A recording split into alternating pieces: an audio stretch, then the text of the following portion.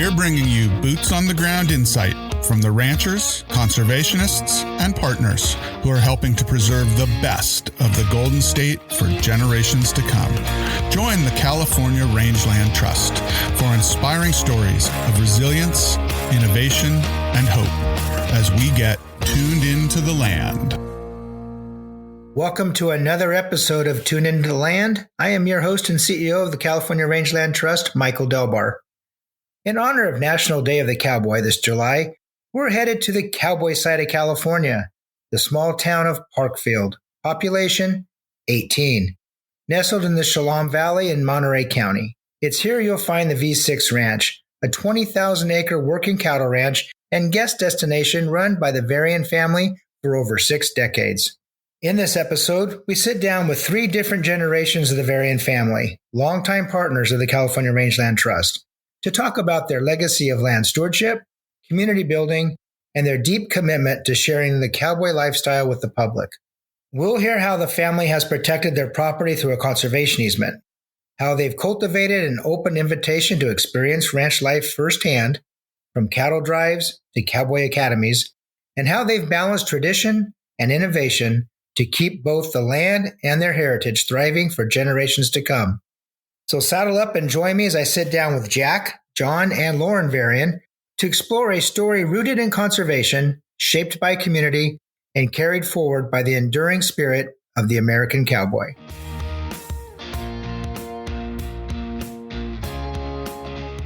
So today we are joined by Jack, John, and Lauren Varian, representing 3 generations of the ranching operation. So Jack, tell us about the original acquisition in 1961. Yes, my wife and I married right out of college, and my father and mother loaned me $70,000 to buy a ranch west of Paso Robles. And you got 2,800 acres back in those days, but I know that 2,700 of it was solid brush. And after 3 years, I knew that we were not going to make a living here for a lifetime. And so I started looking around for something better. And lucky enough, a hunter from Los Angeles knew that there were a lot of black-tailed deer in the B-Rock area. And so a knock on the door from a realtor said, "Would you be interested in selling your ranch?" And I thought for a minute. I said, "Yes." He said, "Do you have an asking price?" Well, I said, "I haven't really thought about that yet. Why don't you come back tomorrow and I will have a price for you and see what we can do." Next morning, realtor arrives with the potential owner. And he said, "What's your price?" I said, $150,000 for 2,800 acres. And he says, "I'll take it." Whoa. So I now had $150,000 in my jeans, and we looked around the western United States. And Z and I were both city kids. I was raised in Palo Alto, and she was raised in Culver City, and the only snow we had ever seen was on the face of a Christmas card.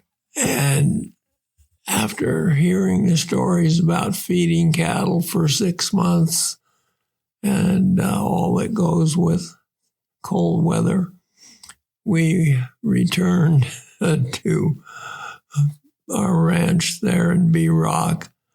And it wasn't a week later that a friend of mine said his brother was a realtor and had a listing on a ranch in Parkfield. It was 8,000 acres. And so we agreed to meet with him the next day, drove over the top of the Parkfield grade and looked down on a vast area with nothing but grass and trees. And anyway, we bounced around in a Jeep for 2 hours looking at the ranch. And the owner's son was driving us, and he was sure that my wife was going to have our second child on the back of the Jeep, but she held off for another month. And we got back. I looked at Z and she looked at me, and I said, we'll take it. The price was $400,000, $50 an acre, which all the natives told me was way too much and you'd never make it. Funny how times change.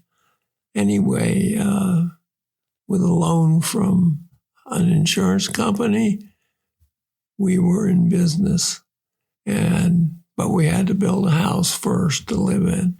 So we built a house in the winter of 61, and in the spring of 62, we moved to Parkfield and have been living here all these years with no regrets. So 2 city kids buying this ranch in Parkfield. What was your goal? What was your dream?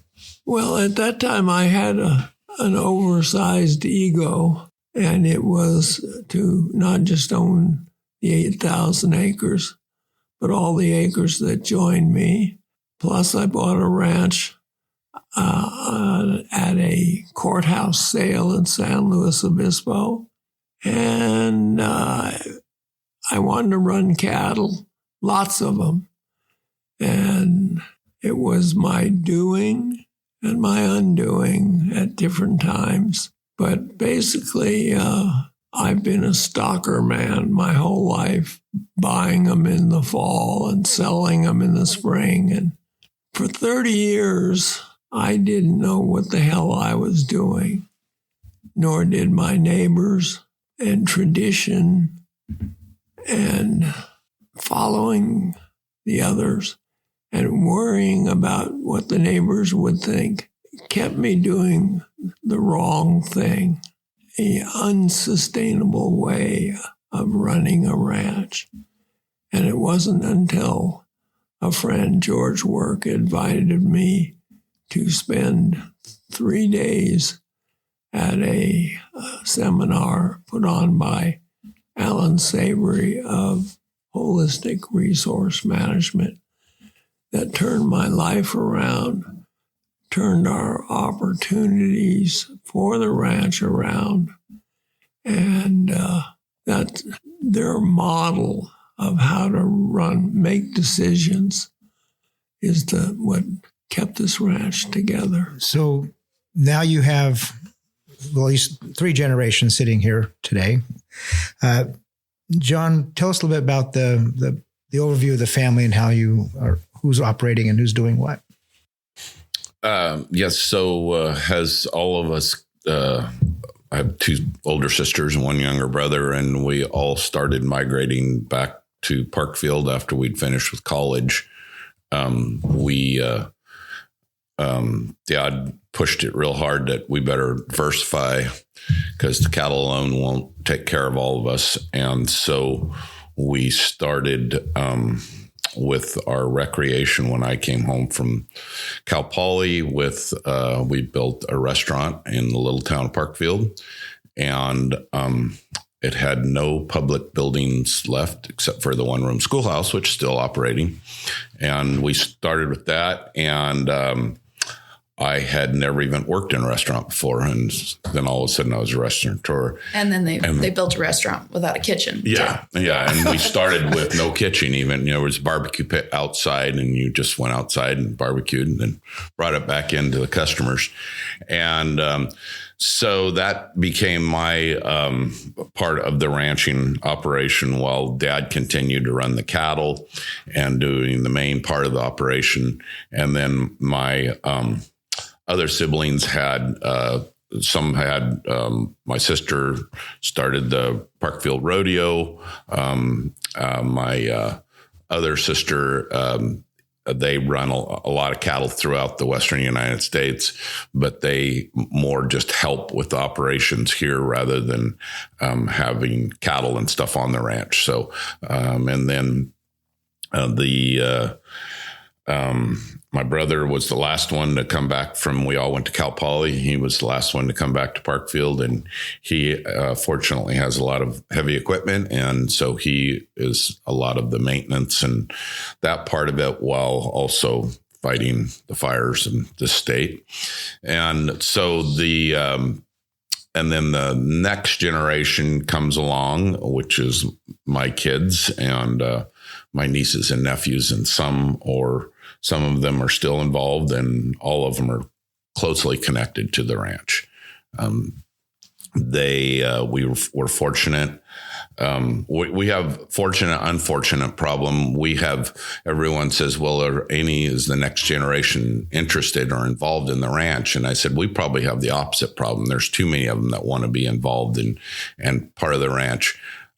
So we're constantly trying to figure out other ways that the third generation can make a living here. And some of my kids have taken part of the operations over, and so we can continue to expand on what we're already doing. So the Chelam Valley, am I saying that correctly? Mm-hmm. As Indian meaning of the beautiful one.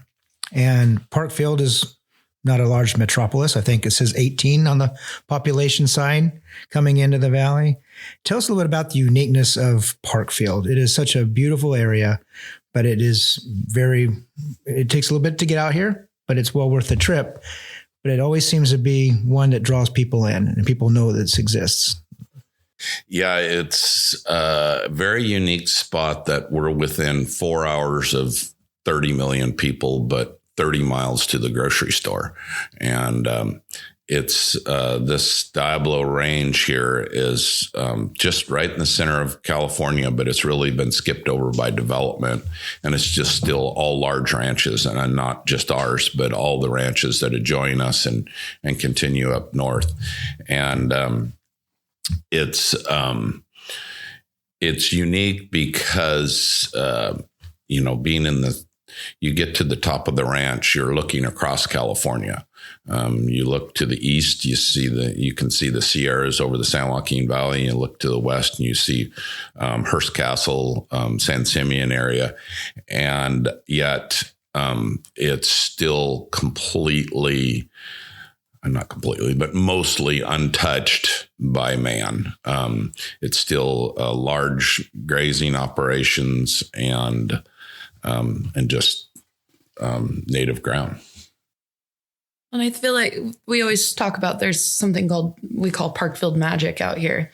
And it's people feel so safe whenever they get here, and they let their kids run wild. And so for our events and everything, people really are just relaxed, and it just creates a really good atmosphere. So I feel like that feeds into part of why it's a unique place. Well, you've coined the name or the phrase Cowboy Side of California. Explain that, Lauren. What does that mean? Well, we're, like my dad said, in the middle of the California that people think of, LA and San Francisco, yet this is still very true cowboy culture here. I mean, when you go to the cafe, the people sitting at the table next to you are probably ranchers from a neighboring ranch. And the rodeo is about as, wolfy, and some of the most incredible competitors you'll see anywhere, a lot of NFR qualifiers, but doing ranchy stuff. And so we really have kept our core cowboy culture, and it really hasn't changed. It's been continuous for 150 years here. So we're happy to continue the tradition. Yeah. A lot of people forget that the true horsemanship and, came from the vaqueros and the Central Coast. Santa Barbara to this area was the first real horsemen. And a lot of people think it comes from Texas, and it's like, no, those were farmers. The true horsemen were here in California, and that tradition is still well alive. Even competitions from the Rein Cow Horse Association. It was the California Rein Cow Horse Association originally, because that's where it all started. And my mom was some of the in the first competitions back in the 50s. And Dad's cousin Sheila has a lot of heritage, and she just kind of traces where all that real cowboy knowledge came from, right in this area. And fortunate, it still lives on very well. Well, they forget that California actually is the Wild West, so we like to keep that alive. The reason this is still the way it is that in 1980, 7 of us petitioned the Board of Supervisors of Monterey County to create an agricultural zone with a minimum lot size of 160 acres. It was very unpopular by most people, but it did pass. And so it made the parcels too big for developers.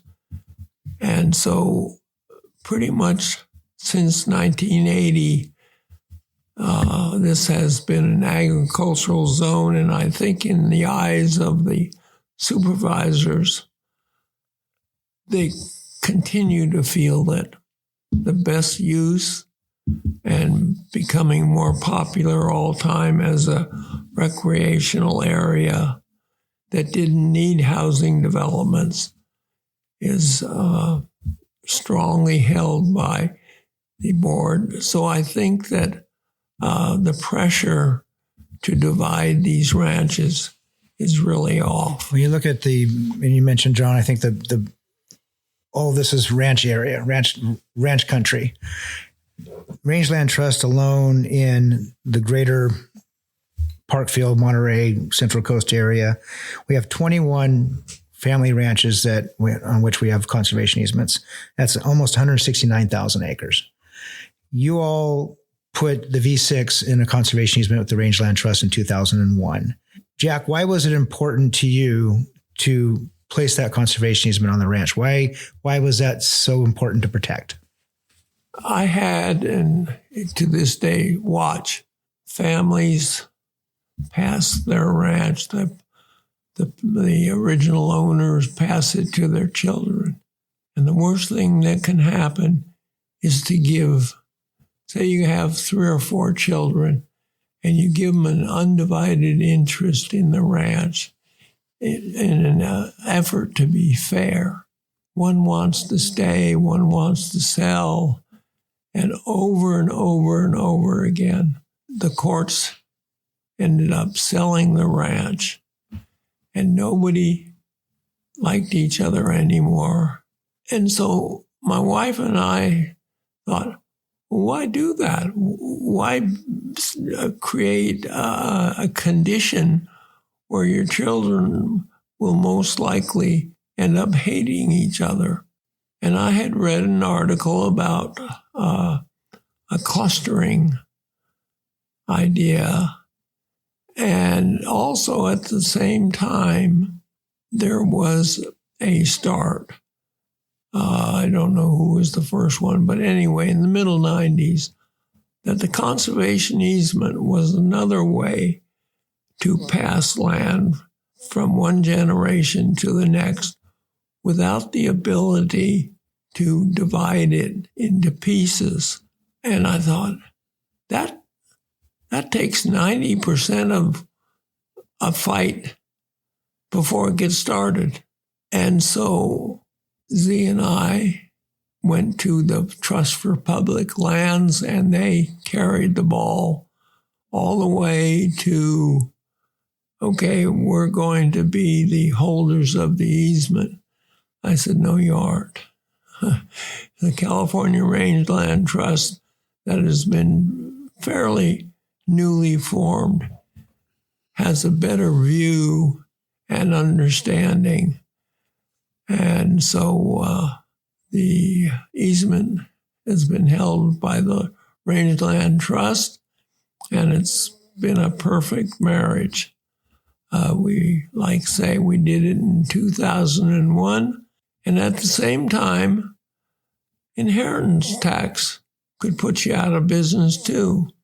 And with the conservation easement, not being able to split it, you had to sell it to pay the taxes. So we used the appraisal that was put on it at the time of the easement and gave it to our 4 children who own the Varian Family LLC. And since those 2 ways of passing land to the next generation, just yesterday or Sunday, I saw all my 4 children. I saw all my grandchildren that were around. It is the best of all worlds possible, because the ranch was never going to be for sale anyway. Only upon my death and my wife's death, it has made everybody welcome at each other's house. And the grandchildren, 9 of them, all get along because they know what's ahead, that the land is protected and you're welcome here, but you got to figure out a way to make a living. You mentioned the Allen Savory Institute that you went to, and that kind of changed your operations and evolved the ranch. You have a philosophy of slow down water. Yes. Can you explain what that means? Well, that's what Mother Nature does. From the time a raindrop starts to fall, she is preparing the land for that raindrop. And she wants it to go vertically as much as possible and horizontally as little as possible. And at the time I took the first course in holistic management, I was dry farming, raising hay on about 1,000 acres. And some years I'd send a good share of my ranch down to my neighbor. And I knew what we were doing wasn't right. I knew the way we were running cattle wasn't right. And I couldn't really get my arms wrapped around this idea of holistic management until the last day, when basically Allen Savory gave us permission to break from tradition, to think of things that are Mother Nature friendly. And the first one, of course, that comes to mind is slowing down water. Well, what does dry farming do? It speeds up water. It raises soil temperature. It's the most destructive way to farm there is. And I thought, I can't do that, because by now the ranch was a member of the family. It sat right at the table with the rest of us. And so gathered up all the balers and harrow beds and all the one-time use stuff, sold it all. And then the final commitment to no more dry farming, I took a perfectly good road grader and cut it up in little pieces and sold it as scrap. Perfectly good might be an exaggeration. Since that time that we quit farming, we have prospered a lot. And also, when you put a pencil to it, I could buy the hay from my neighbors cheaper than I could raise it. So at that same time, 2001, we quit dry farming. I love that the ranch is part of the family and sitting at the table with you. That's pretty cool. How does that philosophy filter down to the second and third generation? When any of us start talking about the ranch in depth, like right now, my emotions are just starting to go, and I see it in the other members, these 2, all of them, because it's a known quantity of beauty, and we have so much future. We are at the headwaters of the Salinas River, starts right here. Nobody above us. So if we make a mistake, we only have ourselves to blame, but also the ability to fix it. And there's so much opportunity, and I think my children and grandchildren see all the opportunity. I think anyone that lives on a ranch, and especially generational, that is, it really is the reason that, unfortunately, that sometimes families quarrel, because it is way more than just a piece of real estate. A ranch is always a family member, and or more even. Yeah, and there is an emotional connection to it that is way more than the financial connection to it. And then you might have a member of the family or a spouse or something that just has a financial connection to it. And then that is where, you can certainly have a feud. But the thing about the conservation easement and everything is it, like Dad said, it kind of takes that part of it off the table, that, okay, there isn't a financial reward that you can just chip off some and pay some bills or whatever.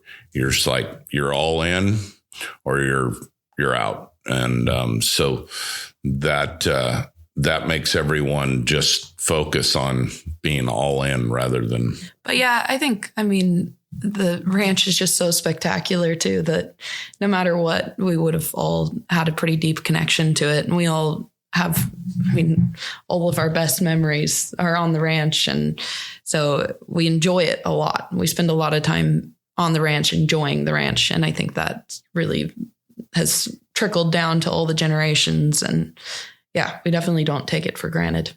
Well, it's got to be some place special for you, Lauren, who took off to Ireland. Yeah. Met your now husband and came back to the ranch. Yeah, absolutely. And I think leaving actually was really important too, because I always knew it was beautiful and I always loved it. But everybody growing up would be like, oh, you know how lucky you are. And I was like, yeah, I know.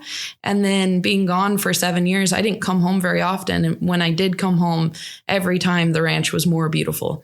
And then after 7 years, I just couldn't really ignore it anymore. And my husband was like, oh, get involved in nature stuff around here. And I was like, no, I miss the specific plants, the specific animals. Like I miss the ranch specifically, not just nature. And I really think that leaving really was important for me coming back. You've done some restoration projects on the ranch, particularly around oaks. Mm-hmm. John, can you talk a little bit about that? Yeah, we're all a little obsessed with our oak trees. And so, like everywhere, they're aging and you want to see them coming back. So we have pretty aggressively, been nurturing the ones that are coming on their own and planting some, and then along the rivers. And a lot of it didn't take as much changing. It wasn't like, unfortunately, a lot of people think that nurturing the land means letting it set, and that is the worst thing for it. And it was just a matter of changing a little bit and making small efforts. And, like just around town here, was going around the other day and I was counting the amount of oak trees that we have let come or got established. And it's almost equal to the old trees that were in Parkfield. And Parkfield is so beautiful because it does have the oaks and everything. I've often said that Parkfield would just be the Carissa Plains if it weren't for the oak trees, but it's not. It's the trees are what make it beautiful. And with small amount of effort, we've been able to make somewhat of a difference. And I feel like the best way to do it is just kind of chip at it a little bit each year and just do a little bit. And at the end of whenever, we should be in good shape. I feel like the biggest impact with trees that we've made those, what my grandpa's done in the creek bed too, just reestablishing willows and cottonwoods. And he has one portion of the creek that started running again after he got all of that established. And so, and it's just managing when the cattle are in there so that they aren't eating it down to nothing, and just making sure that we're thoughtful about how we graze around that. And yeah, planting a lot of willows, and we've planted thousands and thousands of willows, and sometimes none of them come up, but it's just pecking away at it all the time. Because if you plant 1,000 and one comes up, it's better than none. So, well, the work that you've all done on this ranch earned Jack and Z and the V6 the Conservationist of the Year award with the Rangeland Trust in 2016. So I think that says a lot about that love and management of a beautiful property.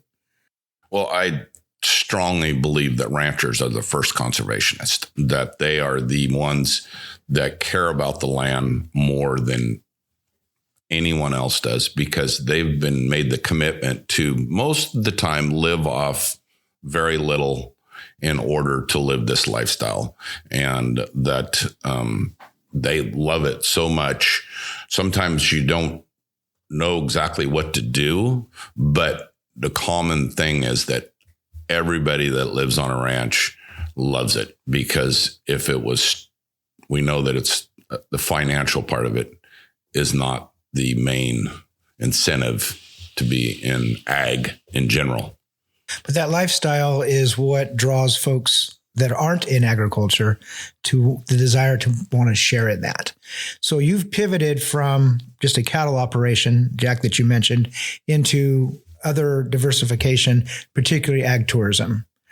We talk a little bit about, if you would, why that was important besides just diversifying, and how does that draw folks into the Western culture and let them enjoy that as well? Well, I think that it was a natural transition that was necessary. We have 9 grandchildren, 4 children. And in order for them to have some kind of future that they could dream up, the only rule was that their scheme or their dream was Mother Nature friendly. And that's what we've done. Tourism, you can have a big crowd on Friday, Saturday, Sunday, and Monday, you look around and ask Mother Nature, and she said, I didn't know anybody was here. And so, but if the answer is, hey, these guys were here and they were tearing the hell out of things, that's not acceptable. Right. So we, being at the headwaters, which I never thought about till a few years ago, we have, when the moon is not shining, we are inky black. When we offer quiet, because there's no other owners at this unique place. And all these things, starlight, moonlight, they all add up to Parkfield magic. And that's what we have besides the cattle operation, besides pistachios that are coming online. Yeah. All of our diversifications have been Mother Nature friendly. Well, and I also think inviting the public onto the ranch, it allows people to like walk a mile in our boots and actually experience this lifestyle firsthand. It's really important for us to keep the experiences really authentic. It's not a yeehaw kind of thing. We're actually teaching them things that we do on a ranch, and with a few added things. They get a massage on one of them, but for the most part, it's just pure ranch work. We do horses and cattle, and they really, if we're shipping, they help ship and stuff like that. And I think it just more and more in these days, I think it's so important for people to experience it firsthand so that we're able to stay on this land and show our value to the public. It's like guerrilla warfare, really trying to protect this lifestyle, the tourism, I think.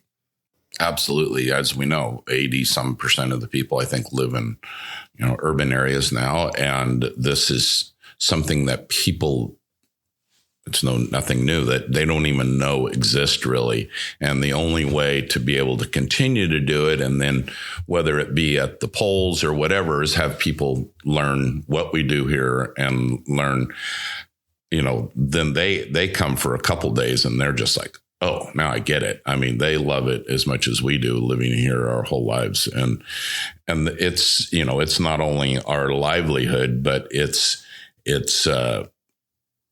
you just come away exhausted after a ride, but just so invigorated because, we have a whole counter full of cards here just from the last couple months of people thanking us, and they actually paid to come here and experience something, and they're sending thank yous. And so, you must have been doing something that they needed for them to not just pay you to come here, but then send you a thank you afterwards.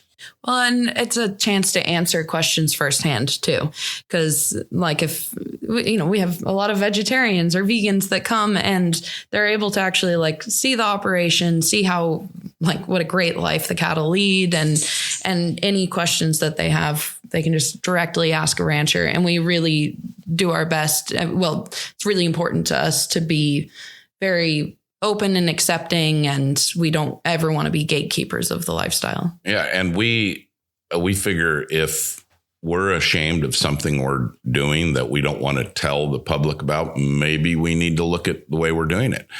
We tell everyone hey, these cattle are our food. And they will, that we care for all this stuff and everything, but we're not trying to hide our lifestyle at all. We're just putting it out there. And most people, once they come here, I would say just about all the people understand it then and get that it's good for not just our family, but it's good for the public. It's good for Mother Nature. Well, your impact is far-reaching, as I can honestly say. I have been in many situations where we've talked about the work that the Rangeland Trust is doing and the conservation work, and we talk about some of the projects, and we've mentioned V6, and people, I've been there, I've gone there, I know about it, and it happened last night at dinner. We were sitting next to a lady, and she was, so what are you doing here, and what are you up to? And told her who we were and what we were doing, and we said something, we're heading out to the V6 tomorrow. And she's, oh, I love that out there. And so that impact that you're having, it's really working. That's really nice to hear. Talk about some of the activities that occur here. You have the Dude Ranch getaways, the cattle drives. Talk a little bit more about what that entails. So we have the Dude Ranch getaways and the cattle drives are kind of both ends of the spectrum of what we do. The Dude Ranch getaways, people come in on a Thursday generally, and then we ride about half days on, maybe a little bit over half days on Friday and Saturday. We never know what we're going to do until my dad actually pulls out of camp. But they do a lot of sorting, gathering cattle, stuff like that. And then in the afternoons, they enjoy music or massages. Then on the opposite end, the cattle drives, you're in the saddle all day Friday, all day Saturday, most of the day Sunday, and you're gathering cattle through some of the roughest country on the ranch, and you're tent camping for that one. And so it's roughing it, but it's a very rewarding experience. And it's whatever work we need done on the ranch on the cattle drives. And the Dude Ranch getaways as well, we use that as an opportunity to move cattle from one pasture to the other. But we do a lot more probably playing on that one too. Then the Cowboy academies, we're teaching people how to rope, how to sort. It's a little bit more, it's definitely not a clinic, but you can definitely use it as that. If you want to ask a lot of questions, we can really help you, learn a lot. And then at the end, we do a competition and you can win a belt buckle at the end of it. And it gets pretty competitive too.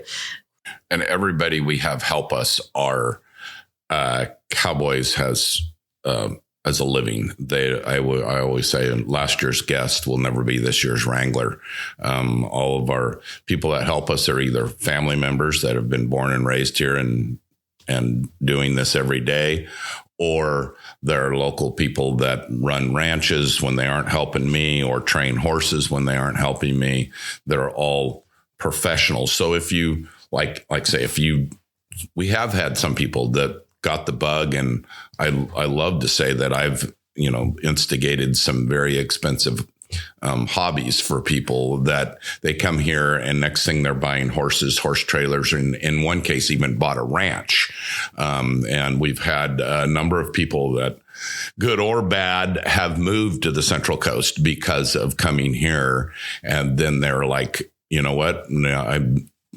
I don't want them to move to Parkfield. I'm sorry, but Templeton or where, but no, there's just, we even had some guests placed at Parkfield Rodeo this year too, which was, yes. I mean, it is very competitive, and we had guests placed in the sorting and win a check, which was pretty awesome. Yeah. Nice. So that you're bringing that Parkfield magic to folks. Lauren, talk a little bit more about Parkfield itself and the different non-V6 events that make Parkfield special. Yeah, so Parkfield is a 1-block town, but our population sign has like 18. duct tape. And it has duct tape residue over it because people come in for these events and love to change the population sign to 1,500 or whatever we have rolling in. So Mother's Day weekend, we have our Bluegrass Festival. That's about 1,500 people that roll into town. And it's just, we have one stage, and then there's campers all throughout Parkfield jamming and workshops and all of that. We have Parkfield Rodeo Memorial Day weekend, and that is the best of the best competing, but it's very much ranch events. We don't really do a lot of standard rodeo events, the odd one, but mostly ranch events. And then we have our Artisans Fall Roundup. So that's local Western artisans that come in and set up booths in October and sell their wares. And then we recently added the Skills of the Rancho a few years back. That is using very traditional vaquero style, and it's a great. It's slow moving, working the cattle and roping, etc. Yeah. Big loop type. That's run by the California Bridle Horse Association, and they have incredible vendors at that one too. Like the silver work is crazy. And then Dave Stamey usually plays at that event every year and does a free concert here. So that's kind of our main events in Parkfield. But my husband and I worked in music. So when we have a friend that's passing through on tour, we try to put on a show as well. And just always doing something. Well, the V6 is a critical part of all these activities. Yeah. The support that you all give these community events is integral to making that successful. Well, thank you. Yeah, it's great because it does make our town feel like a town. Like our population sign says 18. Last count I did, I think we might actually be at like 15 in Parkfield.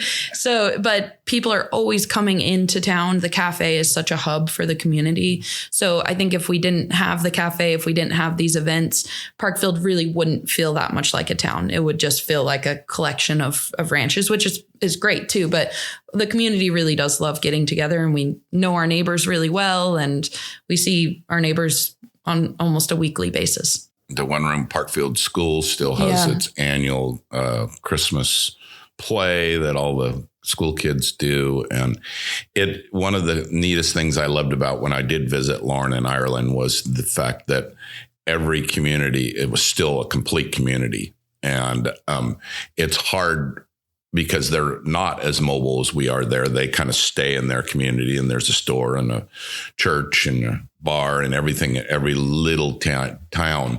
And where we are in the United States here, we're so mobile, the little towns usually tend to dry up. And Parkfield did. I mean, at one time there was really nothing left of it. And, but it's a challenge to kind of keep a little town going. But the restaurant and the things that happen throughout the year do keep it alive, and yet not growing. Our objective is not to grow the area, but to keep it alive. And one of the ways we keep it alive that we haven't mentioned yet is that we have a hunt club that they're allowed to hunt whatever fish and game, black-tailed deer, quail, doves. Mostly takes place on the backside of the ranch, but they're also a big contributor to our financial success. And so we have no qualms about welcoming hunters. It is a membership, and we have quite a waiting list to get in, but they meld together with everything else. Usually the hunters are out at daylight, and by 9 or 10 in the morning, they're back in. The horseback riders are just getting on the saddle, onto their saddles at around 10 o'clock in the morning. So it's been a good combination. Well, it's all part of that responsible management that keeps these ranches the way they are. Yeah, you need them all, and the more you create, the more opportunity you give to my heirs. The Hunt Club has a really great community too, and really good culture in it. So we're really lucky with the guys in our Hunt Club, and they tend to stick around for a long time. So that's why the wait list stays pretty long. So I mentioned earlier that we have a number of ranches in this area that are conserved, including the V6. Why is that so important to protect in perpetuity these working ranches, particularly in this area? Well, for me, I think a couple more in this whole valley would be protected. And I think everybody that lives in this area, they never want to see it change. And I think that the conservation easements and everything is the best way to do that, because we don't want the community to die. We would setting aside land and not using it is not the best management for the land nor the community. And so conservation easements, where the family that owns it still continues to operate it and return income to the family, and maintain the ranch with is so important. And this valley is truly unique that it has been touched so little by man that it's vital that we protect it, because unfortunately one large financial developer could spoil the soup. And so I think if we could wrap up some more of the larger ranches as they want to protect their land, it's the best for this whole area. Well, for the wildlife to have such a large area to live in, we have a lot, there's certain pests that we don't have here, like with our pistachios, because we're so surrounded by open landscapes. We're not surrounded by, that kind of farming, industrial farming. And then just for people, people need to come and see open landscapes. It's so terrifying, the idea that this is going to just get smaller and smaller in the world. So it's just, I don't know, I can't even begin to express all the different ways that it's important to protect a whole area like this. And I feel really good about the fact that our community almost has it completely protected now. Jack, you've done an amazing job of creating and building and maintaining this wonderful property and this beautiful ranch and a great family. What's in store next for the V6? What's your vision for the future now? I think my vision, in this September, I turn 90, and I need to know that the next generations of Varians are going to be here. And I know that can happen because there's so many opportunities yet to be discovered that are land friendly, Mother Nature friendly. And I know that, and I want to know that the ranch will always have a place at the table. And I feel very confident that it will. We still haven't explored darkness, starlight, quiet, beauty. All of these things are Mother Nature friendly, and they make people better because they had that experience. And so I feel that this experience is very important for the public and my family. And we are right now in a very good position to see things go on into the future. Yeah, for the things we haven't even discussed yet that are just kind of in their infancy is when Lauren brought a husband home from Ireland, he also is a sound engineer. And so they took a dilapidated cabin on the ranch and have turned it into just a super cool sound studio. And so now he's, that's kind of their baby. And we also have been dipping our toe for quite some time, but still trying to get further into farm to table type things. We've got honey. We've got, we will have our pistachios are just coming online.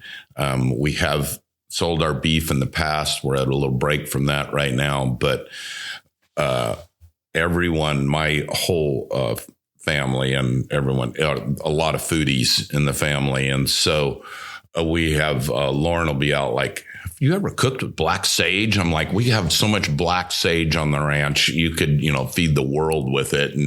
And just the things that we have right on the ranch that forever we assumed they had little value. When I was building furniture in my, kind of previous job, I used to drive clear to Oregon to buy this and buy that. And then I started learning that everything is right in our backyard. I mean, just the gray pines that have fallen, I'd use for trees and mill them up. And then Lauren has figured out all these native plants that you can cook with or medicinal or this or that. The bees, you don't have to do anything but put them out there and if it's a good year, collect the honey. And then, of course, we've always raised cattle. But every one of these things once we've done them a little bit, we find out the back end is a lot of work. And taking it from once you have the product to getting it to the customer, we've through the restaurant, my wife has really, we used to have a pool table room. And, of course, the kids love to play pool, but it didn't offer anything to the bottom line. And between my wife and my daughters now, we have a merchandise in there selling, say, either food. We have soap, juniper soap made from, juniper off the ranch. And so those are the kind of things that we can see, in addition to keeping everything going we have, that we see the most opportunity for. Moving closer to retail. Quit being the middleman, but be direct to the retailer. To the public. Uh-huh. Yeah, we haven't run out of ideas anyways. So the more my cousins start moving back to Parkfield, the more jobs we have. And there's a never, ever, ever ending list of to-dos. So, but it's great. We're never bored and we all have opportunity to make a living here.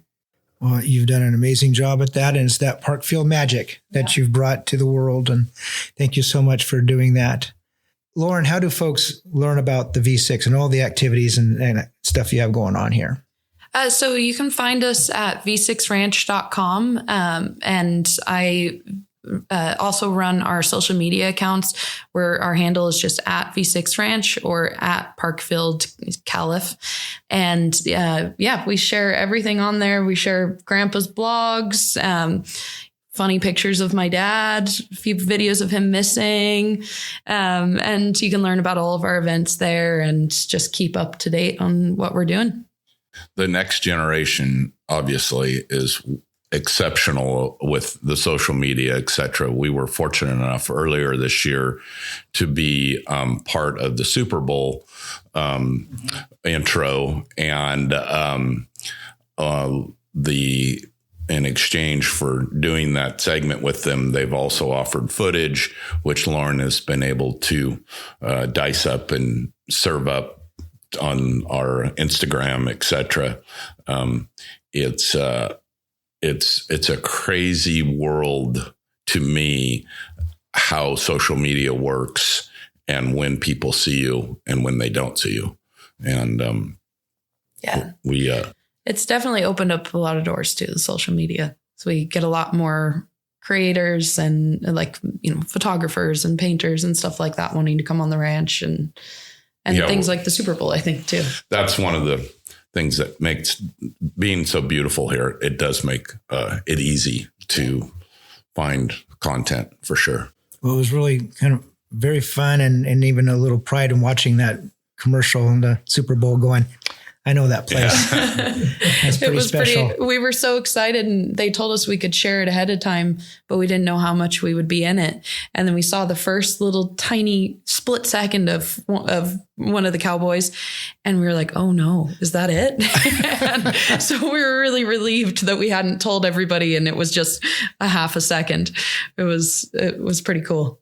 Well, the social media has been a tool that has allowed, I like to say, the next generation, because my generation and others are still trying to figure it out, but the next generation opportunity to start telling stories and getting that information out there, and something that maybe previous generations weren't very good at or didn't have the desire to, but is sharing those stories and exposing folks to the work that ranchers are doing is what's helping perpetuate the history and the culture and sharing that. So thank you for all that work. Well, thank you. Yeah, I enjoy it. Well, thank you, the three of you, for taking time out of your busy days to spend some time with us and sharing your stories. We appreciate all of that and sharing that Parkfield magic with everyone. Thank you. Thank you. Thank you. Good chat. We hope that you enjoyed this episode of Tune Into the Land. As a reminder, you can learn more about the V6 Ranch by visiting their website, v6ranch.com, or by following them on social media at V6 Ranch. That closes the gate on another episode of Tune Into the Land. We want to remind you that your feedback matters. Share your thoughts by leaving a comment or a review. Let us know what you enjoyed, what topics you'd like us to dig into, and your suggestions for future guests. Don't forget to hit that follow button to ensure you're notified when the next episodes drop. And if you'd like to support our mission, visit our website at rangelandtrust.org. There, you can make a donation or check out the Get Involved tab to learn more about upcoming events and conservation projects. Thank you for listening, and until next time.